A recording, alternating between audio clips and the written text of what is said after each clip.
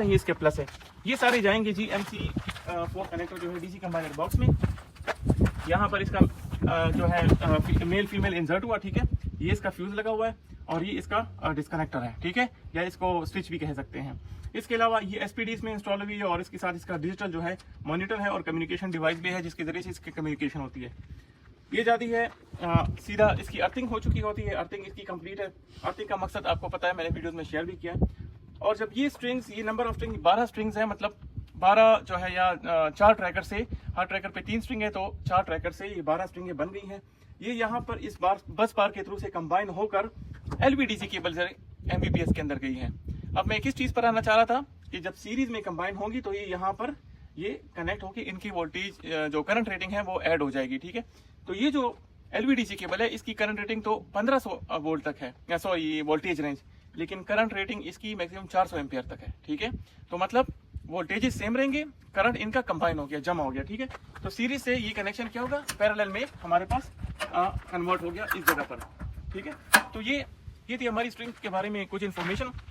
String के बनाते वक्त हमने क्या क्या चीज़ें देखनी होगी। स्ट्रिंग में हमने सबसे पहले तो जो मॉड्यूल की लेंथ है, जो ट्रैकर की लेंथ है, उसके मुताबिक हमने जो हमारे पास अप्रूव या जो डिज़ाइन केबल कटिंग शेड्यूल है उसके मुताबिक हमने केबल को कट करना है।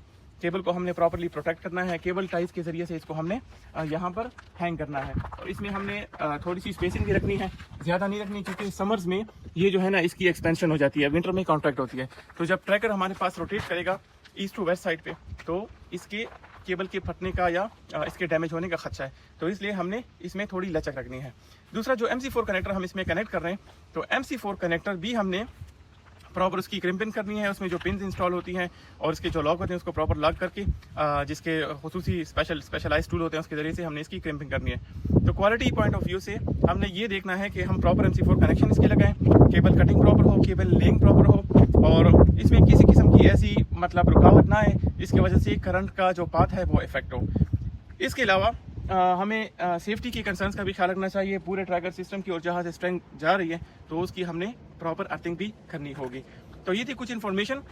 इसका मकसद जो है वो तो मैंने बता भी दिया, लेकिन दोबारा से मैं ओवरव्यू देना चाहूँगा। स्ट्रिंग जो है वो वोल्टेजेस को पास करके इन्वर्टर की तरफ लेकर जाते हैं। डिपेंड करता है इन्वर्टर के साइज़ पर, केबल के साइज़ पर और नंबर ऑफ मॉड्यूल्स पर। आप जो मेरी वीडियोज़ देख रहे हैं उसका बहुत बहुत शुक्रिया। इस वीडियो सेशंस का या जो मैं प्रैक्टिकली साइड पर आपको बताता हूँ, इसका मकसद यही है कि हमारे लोगों को फ़ायदा मिले। सिर्फ सोलली इसका यही पर्पज़ है। इसलिए जब अगर आप पाकिस्तान में हैं या किसी और कंट्री में हैं तो वीडियोस को आप अपने उन दोस्तों के साथ शेयर करें जो इस फील्ड में आना चाह रहे हैं या जो बेरोज़गार हैं, क्योंकि सोलर का बहुत पोटेंशियल है मिडिल ईस्ट में। और यकीन करें